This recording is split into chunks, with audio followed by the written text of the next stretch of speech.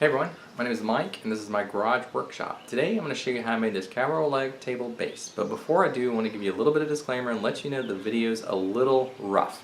By rough I mean some of the editing is a little choppy here and there, some weird sounds. It's my first video I've ever done, so that's part of the reason there.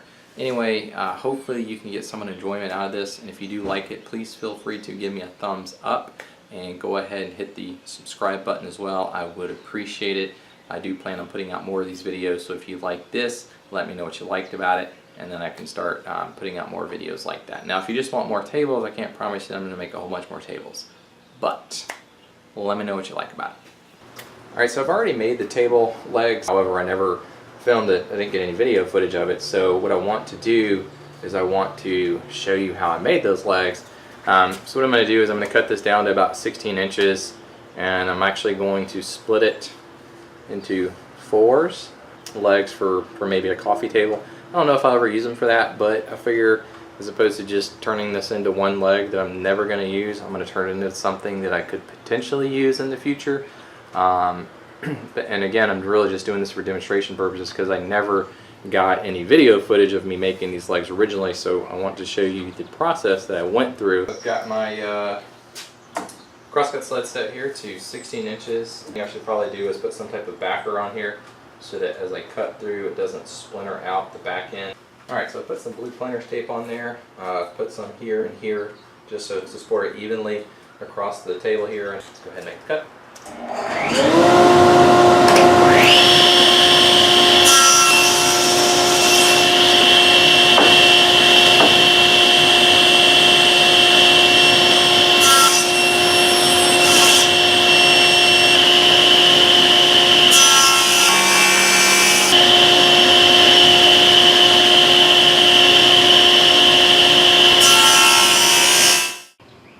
Alright, so I've got legs set up here on top of this bench right now, and what I'm looking to do is I'm trying to get the grain, see which way the grain goes, and I can see here that it runs across this way, the other way around.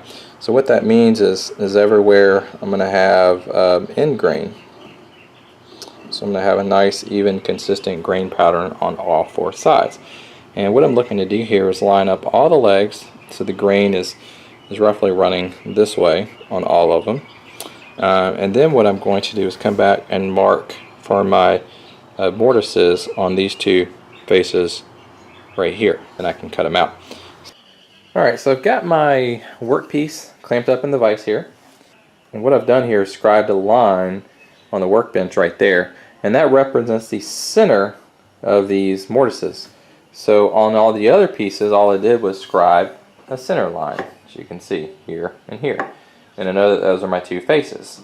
So I'd route one like this, and the other one I would flip it like this, turn it around, and then I'd route the other way. And I want to line this line up with that. And I've already gone through the trouble of lining my router with this edge guide up here to where it's the center of this right here, and then also I've set these stops up on each side so that when I route this way it stops, back this way it stops, and that is exactly the width of the mortise.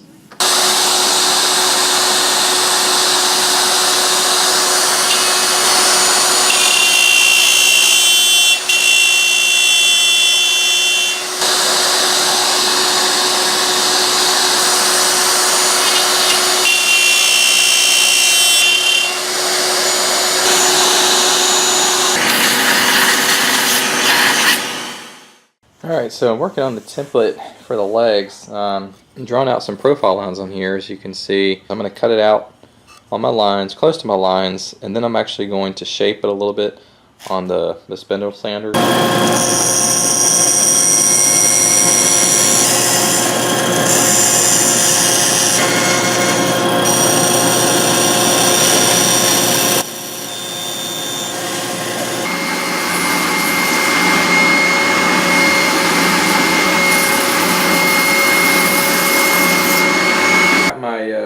Sanding strip here, which is flexible, as you can see. I'm going to use it to kind of smooth the contours. Now that I've got the template completed, I'm just going to trace it out onto my legs. And now that I've got the template traced onto the legs, I just got it over here at the bandsaw, cutting it out.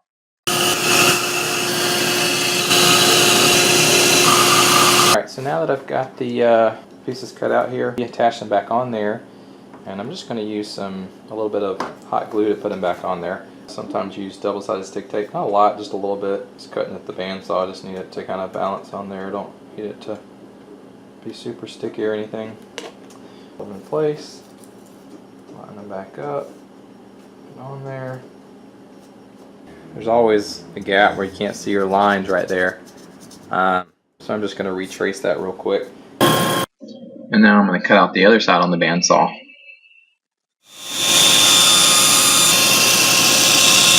Alright, so now I've finished cutting it. Let's go ahead and take off the extra pieces here. Yeah, I definitely find that hot glue is a lot easier. And that's pretty much it. So now I just have a lot of smoothing to do and 3 more legs to cut out. So I've just got my piece off the bandsaw. I've got it clamped up in a Bessie parallel clamp just to kind of hold it in place. And I've got some rasps. What I'm going to do is just work the rasps to smooth over. So this right here is kind of flat, but I want it to be kind of rounded over. I need to blend this in. And you can do it all in, and that way as you're working on this, wherever the markings still exist, you know that those are low points and you haven't got to those low points yet. Not really an exact science here, you're just trying to hog away some material. Skip around, jump up here, jump down there. See, I've got this done. This is still low point there, low point there. A little low right here in the middle, so it's getting there. Got it worked down about as much as I'm going to get it with the rasp. And now I'm going to move over to a card scraper.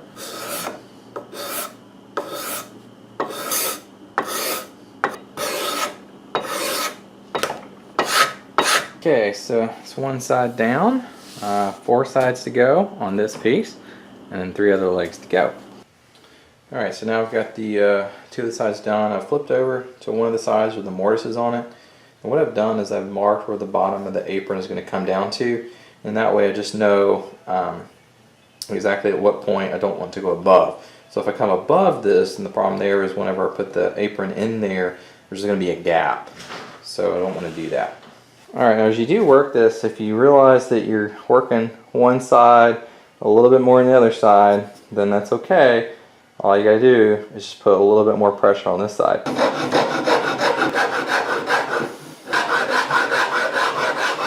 Alright, now that I've got all the sides figured out, the next thing I want to do is put a round over on all the corners here. And I'll just mark it at 1/4 of an inch. Get about where it's going to be.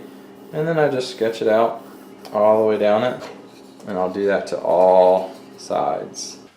Alright, so I've got this Veritas low angle spoke shave.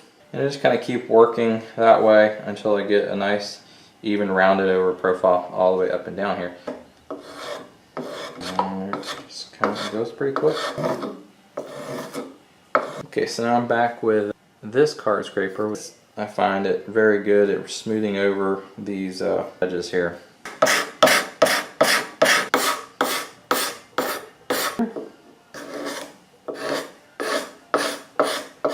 Alright, so I finished doing this one side here. Now I'm going to use the sander to help round over and smooth out these edges.